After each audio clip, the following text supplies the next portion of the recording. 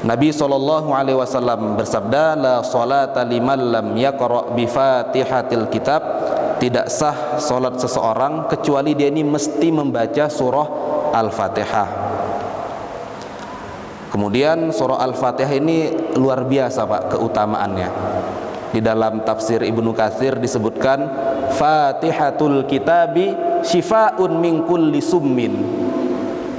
Surah Al-Fatihah adalah obat dari segala racun.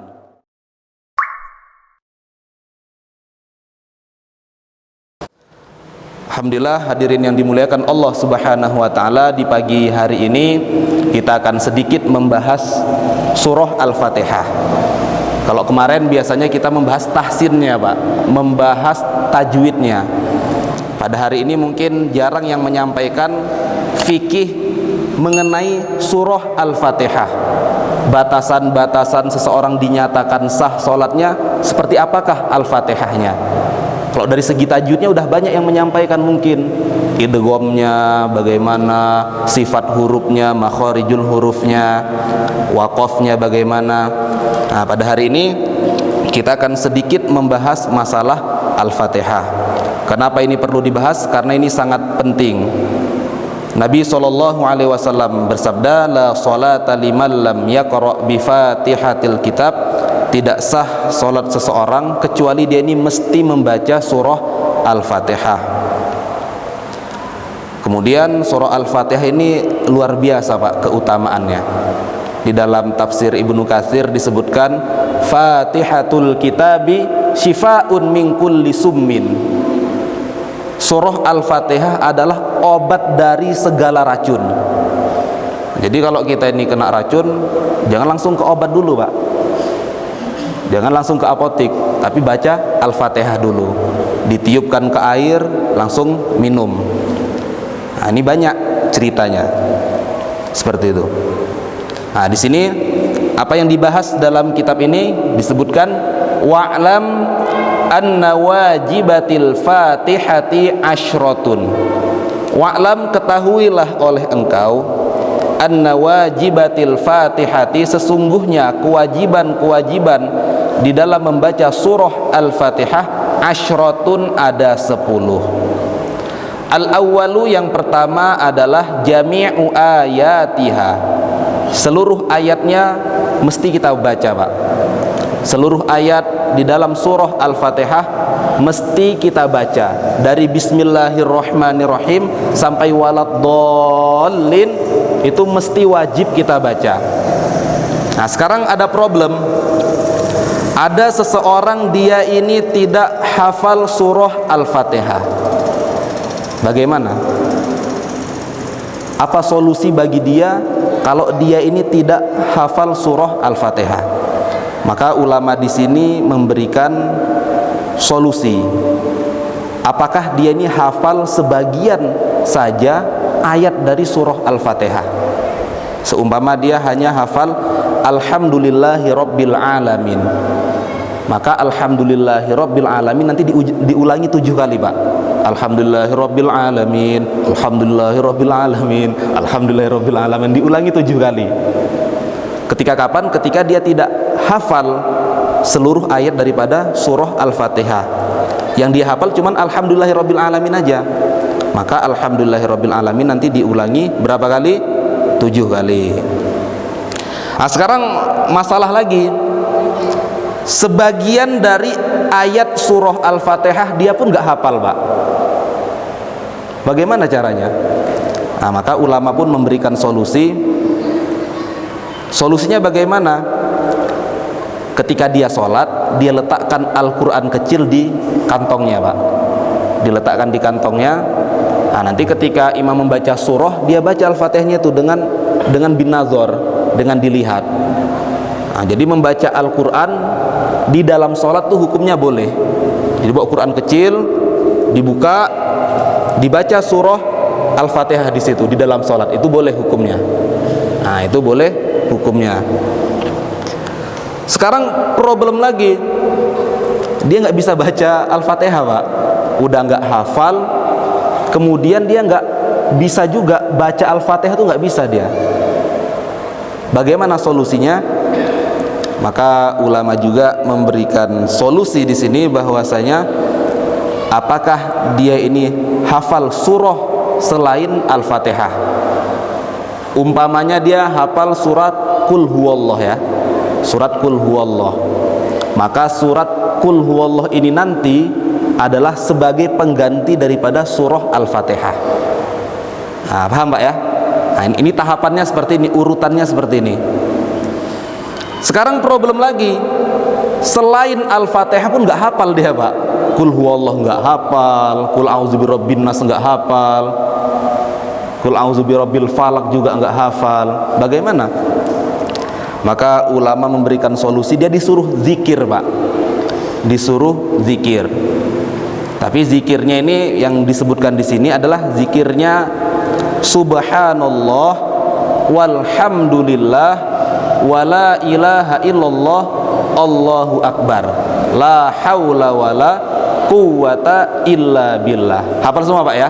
Subhanallah walhamdulillah wala ilaha illallah Allahu akbar la haula wala quwata illa billah. Nah, sampai situ. Sekarang parah kali nih Pak, udah nggak hafal Al-Fatihah, surat Al-Fatihah nggak hafal, zikirnya pun nggak hafal dia Pak. Bagaimana untuk orang seperti ini? Nah, untuk orang seperti ini, dia itu Pak disuruh zikir juga. Hafal nggak dia zikir selain Subhanallah walhamdulillah? Umpamanya dia hanya hafal zikir Allah Allah. Nah, maka Allah Allah itulah sebagai pengganti daripada Al-Fatihah itu tadi. Seumpama Al-Fatihah itu durasi waktunya 1 menit 30 detik ya umpamanya, maka dia zikir Allah Allah itu 1 menit 30 detik. Nah itu. Nih ada lebih parah lagi Pak, nggak hafal juga dia zikir Allah Allah gitu loh. Nggak hafal dia zikir Allah Allah pun nggak hafal dia. Memang baru masuk Islam mungkin kan, susah mengucapkan lafaz Allah itu pun susah.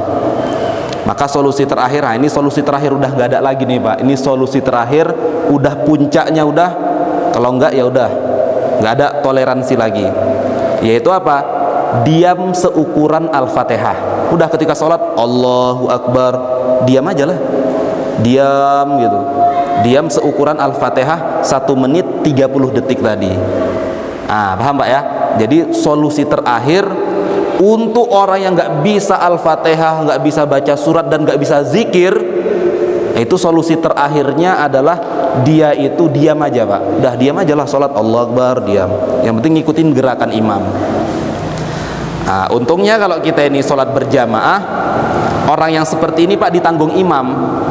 Orang yang seperti ini ditanggung imam. Al-imamu dominun. Imam itu adalah menanggung bacaan makmumnya. Tapi kalau sholat sendirian, siapa yang jamin sholatnya itu sah gitu loh.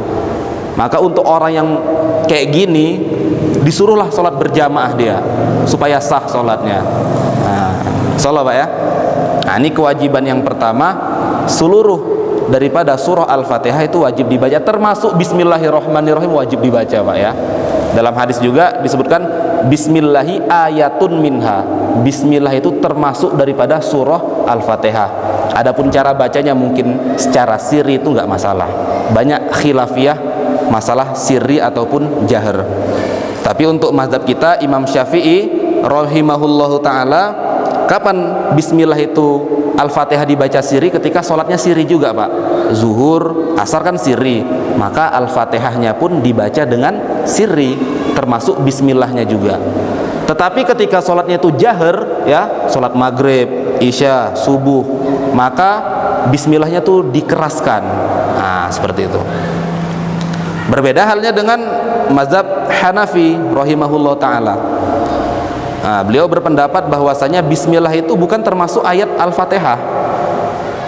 Jadi nggak dibaca sirri Pak, nggak dibaca sama sekali. Bismillah itu nggak dibaca sama sekali. Tetapi beliau berpendapat bahwasanya Al-Fatihah itu terdiri daripada 7 ayat. Ya terus ayat yang ke-7 mana kalau Bismillahnya tuh nggak ada? Nah, ayat yang ketujuh tuh Pak dipisah sama Imam Hanafi. Siratal ladzina an'amta 'alaihim, ayat ke-6.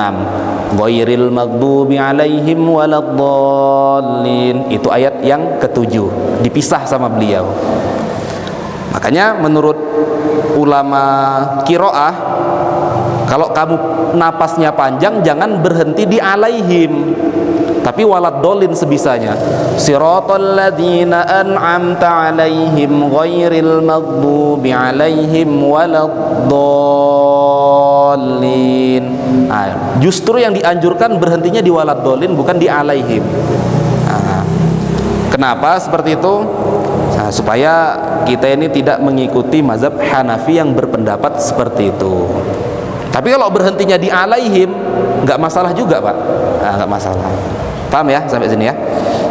Nah, ini yang pertama. Alaihim. Hah? Alaihim yang mana? Siratal ladzina an'amta 'alaihim. Nah, itu. Alaihim itu Enggak, siratal ladzina an'amta 'alaihim itu aja. Nah, gitu. Kalau berhentinya di 'alaihim yang kedua gimana? Siratal ladzina an'amta 'alaihim ghairil maghdubi 'alaihim. Berhenti, Pak. Jangan langsung waladdallin, tapi diulangi lagi. Ghairil maghdubi 'alaihim waladdallin. Nah, seperti itu, paham ya? Nah, lanjut. Kemudian as-tsani, kewajiban Al-Fatihah yang kedua. Nah, ini mungkin enggak selesai Pak 10, mungkin 5 ataupun 3 ya hari ini. Wuqu'uha kulluha fil qiyam in wajaba. Letaknya surah Al-Fatihah seluruhnya adalah fil qiyam, di dalam kondisi berdiri. In wajaba, ketika sholat yang dikerjakan adalah sholat yang wajib, sholat yang fardu. Nah, jadi membaca Al-Fatihah itu Pak, ketika kapan? Ketika dalam kondisi berdiri. Disempurnakan dari Bismillahirrahmanirrahim sampai waladdallin, itu dibaca ketika kapan? Berdiri. Jangan dicicil Pak. Iyyaka na'budu wa iyyaka nasta'in. Tiba-tiba imam udah ruku. Ketika imam udah ruku, kita cicil. Ketika ruku, siratal ladzina an'amta 'alaihim. Imam iktidal lagi. Ghairil maghdubi 'alaihim waladdallin. Enggak boleh. Bahkan itu bisa membatalkan sholat kalau sengaja membaca Al-Fatihah tetapi bukan di dalam tempatnya. Ketika ruku baca Al-Fatihah, ketika iktidal membaca Al-Fatihah, ketika sujud baca Al-Fatihah. Kalau sengaja bisa batal sholatnya, tapi kalau nggak sengaja, ulama mengatakan nanti disunahkan untuk sujud sahwi di situ. Gitu Pak ya. Nah, terus gimana Pak? Kalau imamnya terlalu cepat membaca surahnya, terlalu cepat membaca Al-Fatihahnya, sedangkan makmumnya ini lama dia Pak baca Al-Fatihahnya karena mungkin mementingkan makhrajnya, mementingkan sifat hurufnya. Tiba-tiba imam udah ruku. Apakah makmum ini ikut ruku atau disempurnakan Al-Fatihahnya? Nah, gimana Pak? Kadang ada kondisi imam tuh cepat, ada imam tuh santai, kan nggak tahu.